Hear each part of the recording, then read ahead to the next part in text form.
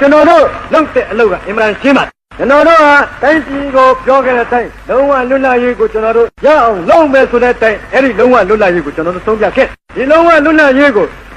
ဆုံးဖြတ်ပြီးတဲ့နောက်ကျွန်တော်တို့ဒီတိုင်းပြည်ကိုကြီးညာထားတဲ့အတိုင်းဒီနေ့တွင်လုံးဝလွတ်လပ်ရေးရအောင်လုပ်မယ်ဆိုတာလည်းပဲကျွန်တော်တို့လုပ်နေရအဲ့လိုကြိုးစားမယ်ဆိုပြီးကျွန်တော်တို့လုပ်ဒီလိုလုပ်နေတဲ့အတိုင်းကျွန်တော်တို့လုပ်တဲ့လုပ်ငန်းကအောင်မြင်မလဲမအောင်မြင်ဘူးလားစအခုနဲ့ကဘယ်သူမှမပြောနိုင်သေးဘူးဘာဖြစ်လို့လဲဆိုရင်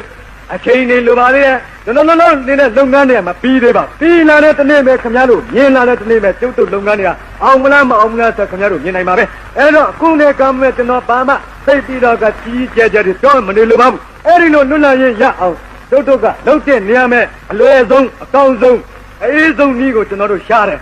အဲ့ဒီလိုရှားတာကိုကျုပ်တို့ကိုဘာအပြစ်ပြောစရာခင်ဗျားတို့ရှိတယ်အလွယ်ဆုံးအေးဆုံးအကောင်းဆုံးနည်းတွေနဲ့ကျွန်တော်တို့လွတ်လပ်ရေးကိုရအောင်ရှားတဲ့နေရာမဲ့ဘယ်သူတွေကဘာပြုလို့ကျုပ်တို့ကိုအပြစ်တင်နေရတာလဲကျွန်တော်တို့ပမာပြည်မဲ့ပေါ်ခဲ့တဲ့နိုင်ငံရေးဖွဲ့တွေကျွန်တော်တို့ပမာပြည်မဲ့ပေါ်ခဲ့တဲ့နိုင်ငံရေးကောင်းဆောင်တွေ